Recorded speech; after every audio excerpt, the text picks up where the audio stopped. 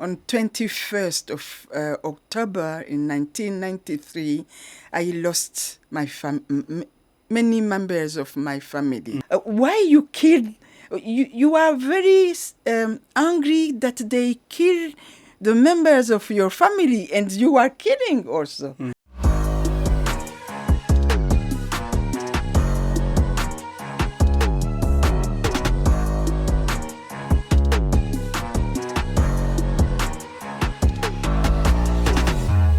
In June 2015, world-renowned Burundian humanitarian and peace activist Marguerite Barankitse, popularly known as Maggy, was forced to flee her home country, seeking refuge in neighboring Rwanda. Maggy was resettled in Mahama camp in south of Rwanda, and over the last 8 years, she has built a community center for refugees and the surrounding community. She also created the Mahama Elite Center, which works in conjunction with the Mahama refugee camp to give refugees, especially children, the care and resources they need.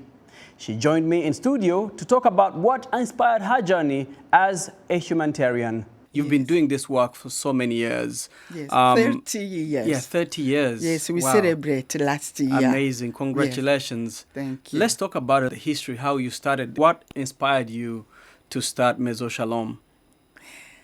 Of course, it was atrocities. When I watch all those atrocities, you know, on 21st of October in 1993, I lost my many members of my family, biological.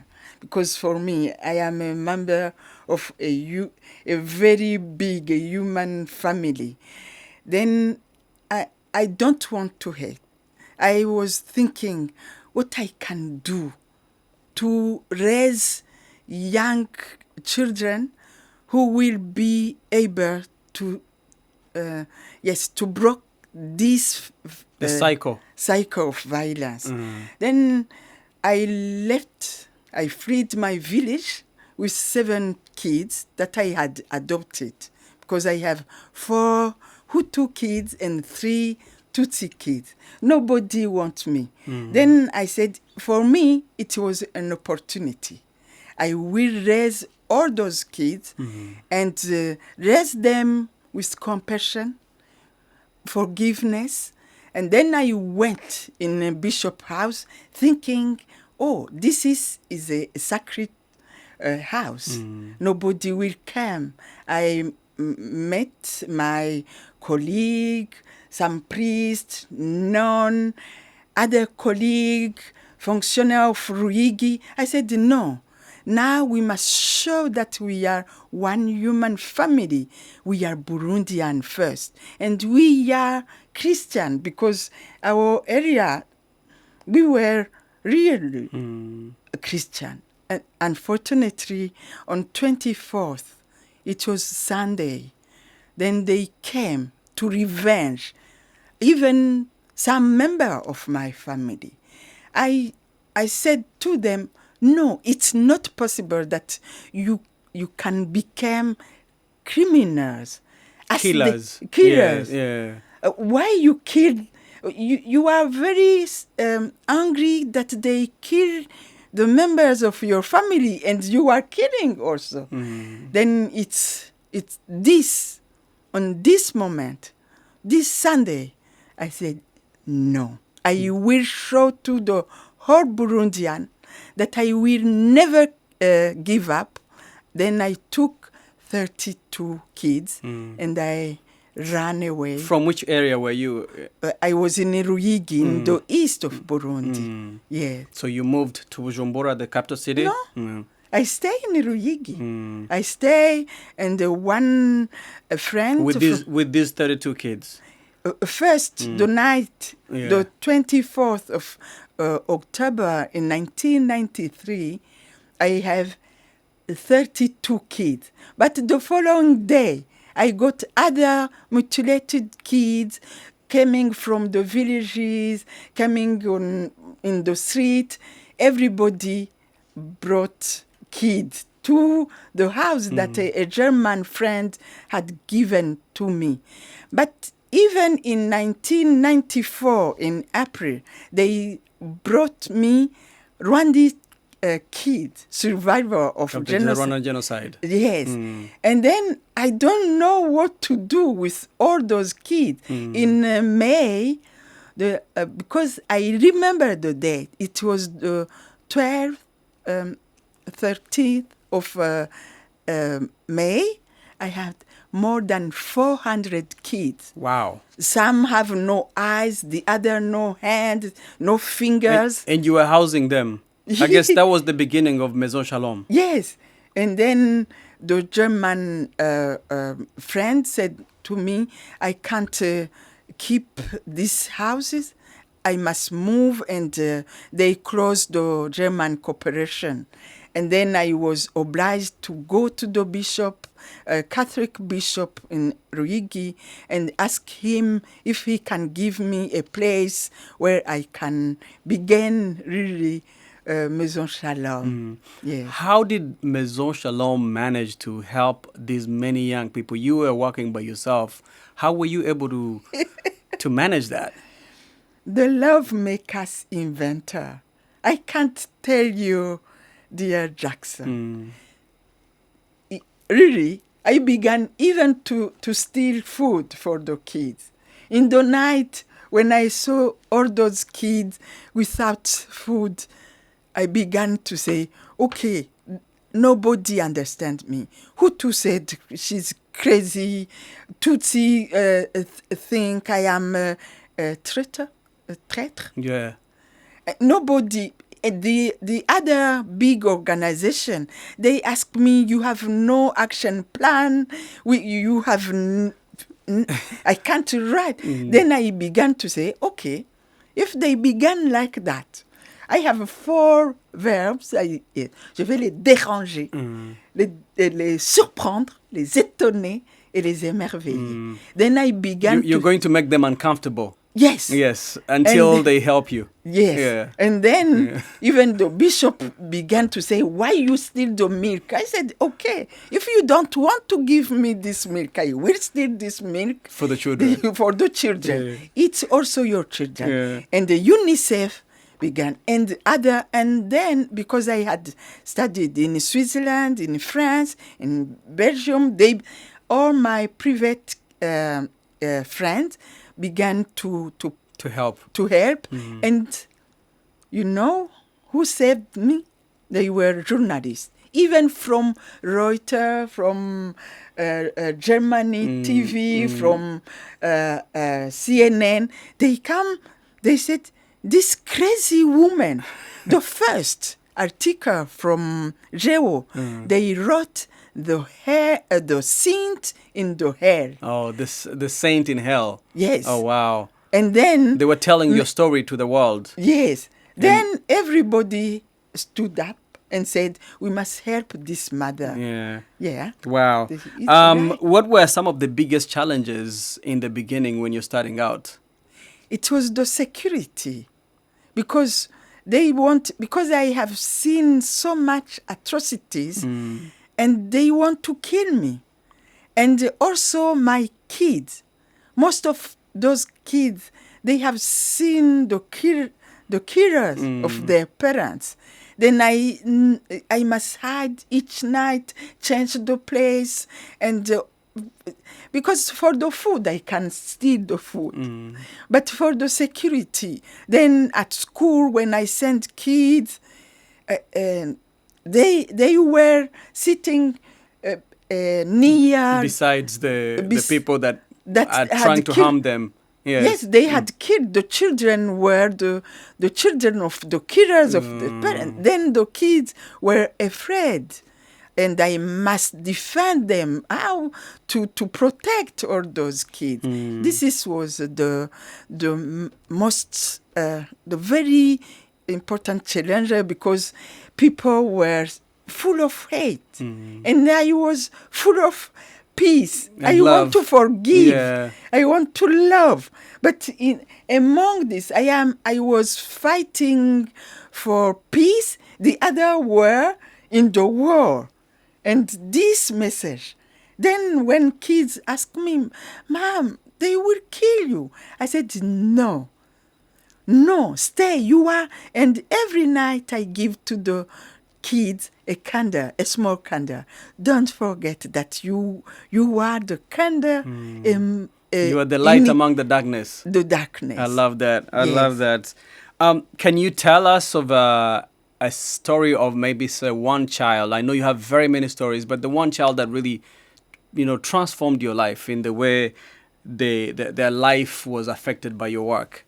Of course, there are so many, but I have one story about Aline Nifasha. Aline, I found this Aline under the stones, and she was in coma 6 months.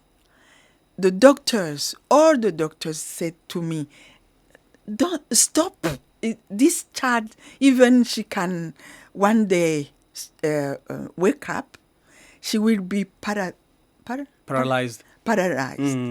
And then you are losing the money and the time. I said, no, I will continue. And one day, Aline woke up. Wow. And then she can smile and she can talk to me.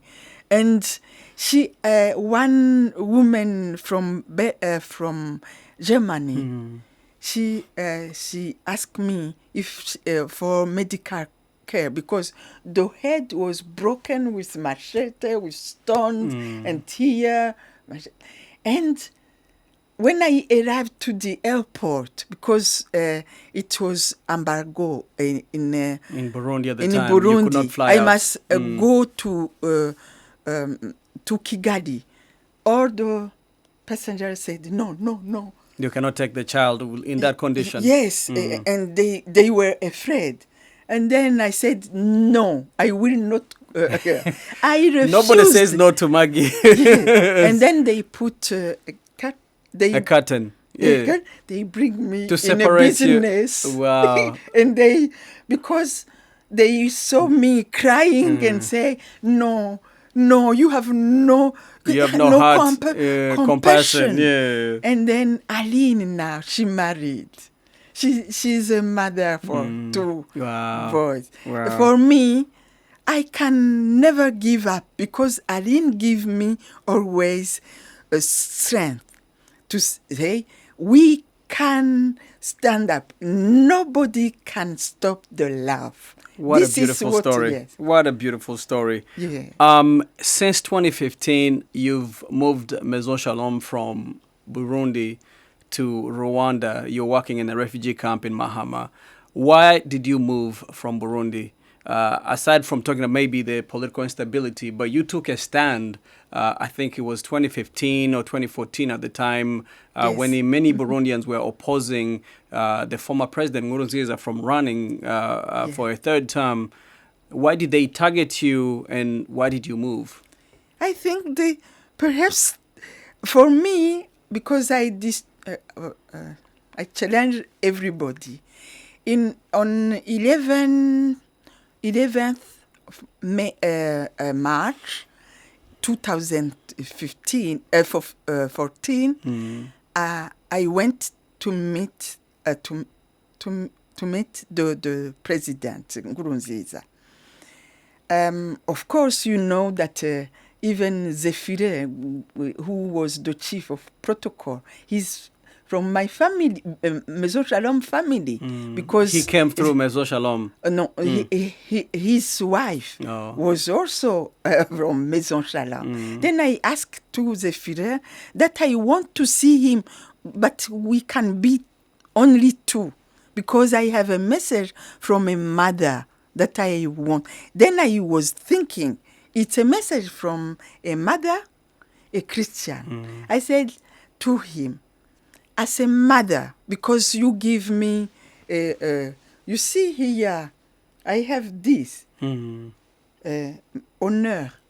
They said, honneur national. They give me a passport, diplomatic. Let me see that so we Yes. can. Yes. You see? Honneur national. Oh, wow. Yeah. Okay. They give me the a passport, yes, like diplomatic, a diplomatic passport, yes. and 2 hours. They In the said, country, yes. it's the president from his hand that I am national mother. Then I said, you call me a mother, as a national mother. I come here, please, don't kill again, because those people you are killing, they are my kids. As a mom, I want to tell you that you can't kill. And as a Christian, because I bring the Bible, it was the first week of Lent. Of Lent, yes. Yeah. I read this the scripture. day. It was Jonas who go to say to the king of Nineveh that if he didn't change, then Nineveh will be destroyed. I said to him, and I said, as a Christian, I don't want that Saint Peter ask me, why, Maggie, you keep silence? As a Christian, we must denounce. I don't accuse. Then since this time, I was very in a bad way. They want to kill me. And finally in May, when they make 13th of May, they make the 2015. 2015, the coup. Yes. It was the occasion then to say Maggy was in the coup. So they accused you of having been part of the coup, the plotters. But all are the militaries. And I don't know them. Then they accused me, and on 14th of May, they sent militia in Bonerakure to kill me. But they sent me a message. They said, don't go to your brother, because I was to my brother's home in Bujumbura, because we have a mission to kill you. Then I went. So somebody tipped you off. Yes. That don't go to Bujumbura, otherwise they'll kill you. Yeah. And that's when you decided to leave, to move up to... I went to Belgian residence. The ambassadors. The ambassador, and thinking, oh, they will understand I am a mom. They will not continue. I can't leave my kids. During a conflict of that nature, yes. Yes, I must you didn't protect. Want to yes. Who... if you are a mom, yes, whose mom will leave his children. But unfortunately, they came to the residence. They said but they know, because of they can see that I didn't flee the country. And then they organized how I can flee the country. It was diplomatic who arranged, and the Queen of Luxembourg. Then they didn't recognize me. I passed through the airport. Oh. You have seen on this movie, Yeah. I transform. I put other glass, sunglass. You disguised yourself. And then I put... They didn't see that it was... Because they arranged with Brussels Airlines. Yeah. I went there 10 minutes before the flight. Yeah. I hurry and I give them back the diplomatic, and I hurry. I ran with my your regular passport. Regular, but they saw. Then when I arrived to the airport, my passport was revoked. Then. Fortunately, it was the Queen of Luxembourg. Then the police. So the Queen of Luxembourg put pressure on them not to arrest you. And they even in Belgium they know, because then they let me without. When I arrived to Zaventem, the journalist asked me, Maggie, now you lost everything. You have no passport, no country, nothing. I laughed loudly. I said, I lost nothing because I freed with my treasure, my treasure is the love. Is your love. And love and life, of course, yes. Love make us inventor. I will return. I will begin and rebuild. And then so what happened to Maison Shalom at the time when you were at that? In this, how many months were you in Belgium? Was somebody looking over it, or all the children? Because 80% of my colleagues were former kids of Maison Shalom. They were there until the 2nd of November. The government decided to revoke everything, to close everything of Maison Shalom. Then they were obliged to close the hospital, to close everything, and they rejoined me in Mahama camp, in a refugee Kigali. camp in Rwanda. Yes. How has living in exile impacted your work or ability to do your work? For me, I want that everybody can understand. A refugee is a normal human being in a normal situation. For me, it was an opportunity to show to the whole community, to the humanity, that we have talent, that, yes, we suffer, but we can transform our suffering in opportunities. Because all those refugees, they have a talent. Look how, after 9 years, how we transform even Mahama refugee camp. Now I ask to UNHCR and the government of Rwanda that we want that we not to write Mahama refugee camp, but the city of Mahama. And we put, you see the clothes I have. That is from Mahama. Tailors. Yes, made in a refugee camp it in looks the city. Beautiful. It looks and nice. They put shoes. I put e-learning center with computers. I bought 40 hectares. We cultivate. We want to show to the whole this, because now I see that people, the government, some government hates the refugees, but we are brothers and sisters. We are one human family. Then for me, it's why I didn't stay in Luxembourg. I have, of course, document because I need to travel to meet you, to spread this message to humanize humanity. Yeah. How do you maintain hope? Because I am a Christian. And he said, I will be with you until the end of the world. So your faith is the thing that helps you go through these difficult times. Because my experience for many years, for you think from October 1993, but I began when I was 24 years old. Now I am 60, next month, 68. I will continue. Even in heaven. Yeah. What are some of, I guess, your personal values and beliefs growing up that made Maggy the person that she is with such resiliency? My mom.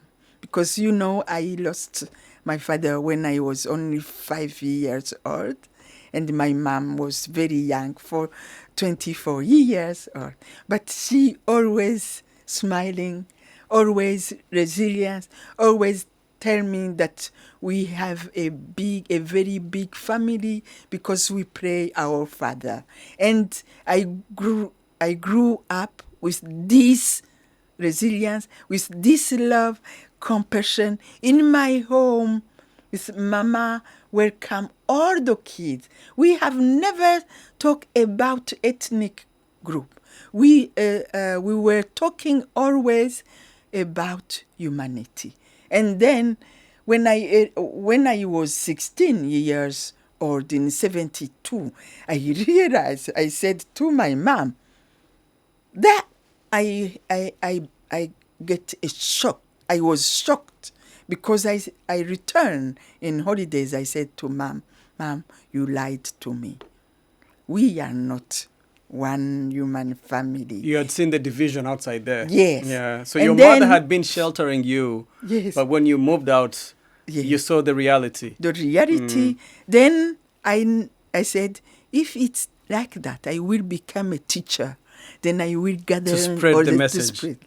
But unfortunately, they put me outside. They Also, did. when I was a teacher, they said, I don't know, in English, they said that I organize a civil, Civil disobedience campaign. Yes. Yeah. A protest. So you used to be a teacher. Yes. And then they fired you from being a teacher because they say that you're... Yes, they're organized. Yes. What message would you give to young people in Burundi who want to make a positive impact on the country? What I must tell them, that we are the builder of hope. Never give up. And the love wins, however. Yes. Yes. Not to give up. To continue. To be peaceful.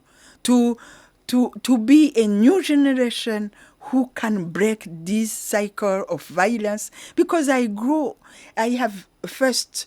In 1959, I saw the first Rwandese Tutsi refugee in my area, hometown. I said, why? I asked to my grandfather. They said, there are Rwandese in Burundi. What is the meaning?